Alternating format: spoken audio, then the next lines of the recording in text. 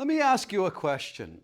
Whose flag do you stand under? I say that because there's this story in the book of Exodus where Moses and the children of Israel, they're coming out of Egypt. And as they're coming out of Egypt, there's this people group called the Amalekites that began attacking them as they traveled through the wilderness. And the Amalekites attacked from the back of the camp. They were killing the weak and the infirmed and the elderly. And as you can imagine, God was very upset about this. And he went and told Moses and Joshua, I want you to go after them in battle. And God gave them this wonderful victory. Now, that victory highlighted a couple of things. Number one, it highlighted the power of prayer. You see, as Moses prayed with his arms lifted high, Israel prevailed. But as he grew tired and he let his arms fall, Israel would be defeated. Well, Moses, his brother Aaron, and his friend Hur, they noticed this and they began helping him keep his arms from falling down. And finally, God did give them the victory. Now, this was actually the very first battle that Israel fought. Now, God was the one that ultimately did give them that victory, but it was their first battle where they picked up sword and shield and physically fought. And again, God gave them this victory. Now, as they won, there's this phrase that Moses utters after winning. He says, "The Lord is my banner." Now, question, what do you think that the atmosphere was like after the battle was won?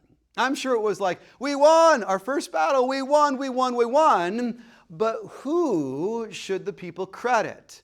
Moses, the mighty man of prayer? I would say no. Or how about Joshua, the general who led them into this victory? Again, I would say no, it should be the Lord. Again, I love that phrase that Moses utters, the Lord is my banner. You know, in other Bible translation, it actually reads Jehovah Nisi or Yahweh Nisi. And Nisi actually describes a flag or a banner. And so the idea is that God gets the victory. His flag is to be lifted high. Like God's the conqueror, God is the winner. So again, should it be Israel is my banner, or Moses is my banner, or Joshua is my banner? No, rather it should be Yahweh Nisi, the Lord is my banner.